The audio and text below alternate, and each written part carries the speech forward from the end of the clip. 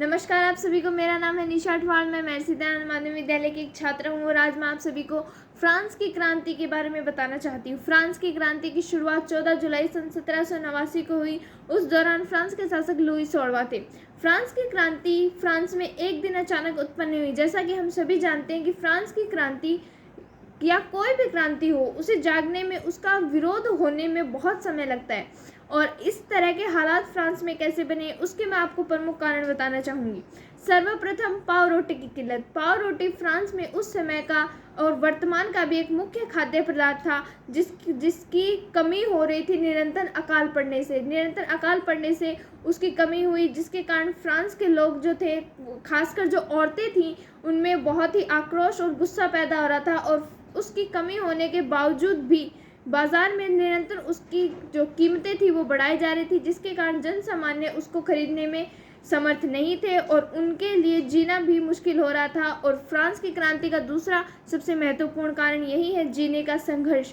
जीने का संघर्ष का मतलब है कि फ्रांस के लोगों की जो मूलभूत आवश्यकताएं थी वो भी पूरी नहीं हो पा रही थी और उनका पूरे होने का नया कारण ये था कि जो राजा था वो निरंतर करों में वृद्धि करता जा रहा था। जैसा कि मैंने आपको बताया कि फ्रांस में बहुत से अकाल पड़ने के कारण पाव रोटी की किल्लत हुई, पर इन अकालों के बावजूद भी राजा ने किसी भी प्रकार के कर में कमी नहीं करी, बल्कि जो कर थे वो निरंतर बढ़ाते गए, जिसके कारण भी उनकी जो जनता है वो बहुत ही गुस्से में थी कि राजा उनकी स्थिति को नहीं समझ पा रहे हैं।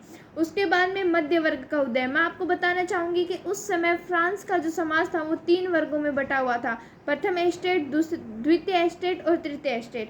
प्रथम एस्टेट में चर्च से संबंधित लोग अर्थात पादरी वर्ग के लोग आया करते थे। द्वितीय एस्टेट में कुलीन वर्ग अर्थात राजा से संबंधित, राज परिवार से संबंधित लोग आते थे। और तृतीय एस्टेट में जन सामान्य, जैसे सामान्य लोग, जिसमें वकील, व्यापारी या साधारण जनता जैसे लोग शामिल थे।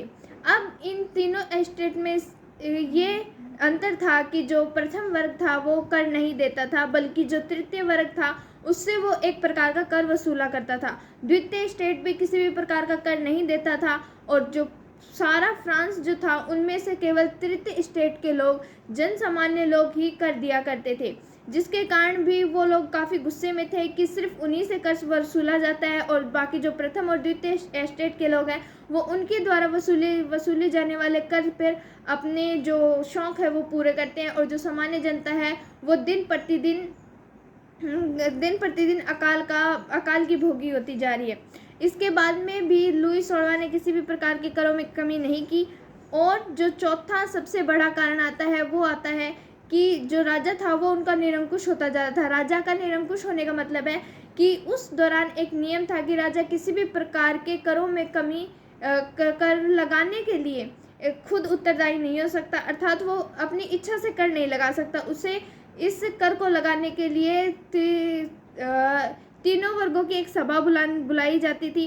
इस सभा में 300 पादरी वर्ग के लोग, 300 कुलीन वर्ग के लोग और 600 जन सामान्य जो थे वो शामिल हुआ करते थे। इन 600 लोगों के साथ बहुत ही बदसलूकी हुआ करती थी, क्योंकि उस दौरान जो था, जब भी वो सभा बुलाई जाती थी, पहली बात तो ये है कि जब भी लुई 16 से पहले कितने भी शासक हुए, उन शासकों ने कभी 300 सालों में उस सभा का कोई भी आयोजन नहीं किया, जिसके कारण जो लुई 16 था वो भी निरंकुश हो गया। और जब लुई 16 ने इस सभा को बुलाया, मतलब करों में बढ़ोतरी करने के लिए सभा बुलाई गई 300 सालों के बाद, तो जो 600 जन सामान्य लोग आए थे उनके साथ 40,000 लोगों ने अपनी शिकायतें भेजी थी कि हमें शासन से ये शिकायतें हैं। जब उन्होंने ये शिकायतें राजा के सामने रखी और उनसे कहा गया कि प्रत्येक नागरिक को वोट देने का अधिकार होना चाहिए, ना कि हमारे तीनों वर्गों को, तो फिर राजा ने इस बात को नामंजूर कर दिया और जो जन सामान्य प्रतिनिधि थे वो उसका विरोध करते हुए वहाँ से निकल गए। तो इस प्रकार जो राजा था उसके खिलाफ जनता और ज़्यादा भड़क गई थी।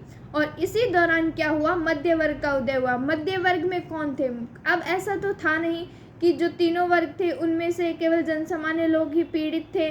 उनकी स्थिति कुलीन लोग यानी द्वितीय एस्टेट्स के लोग और प्रथम स्टेट के लोग भी समझते थे। और उसी दौरान प्रथम स्टेट, द्वितीय स्टेट और तृतीय स्टेट के कुछ शिक्षित लोगों ने मिलकर मध्य वर्ग का उदय किया। मध्य वर्ग में ये तीनों स्टेट के लोग होते थे और इसमें सामान्यतः धन संपत्ति वाले लोग थे जो कि शिक्षित थे, जिनके पास संपत्ति थी। और उन लोगों ने भी जमकर राजा का विरोध किया कि वो तृतीय स्टेट के लोगों पर जो काम कर रहे हैं, जो तृतीय स्टेट के लोगों के साथ जो कुछ भी हो रहा है वो नहीं होना चाहिए, और उस चीज़ का उन्होंने पूरी रूप से विरोध किया। तो बस मेरे पास जितनी जानकारियाँ थी मैंने आप सभी के साथ शेयर की। अगर आपको अच्छा लगा हो तो धन्यवाद।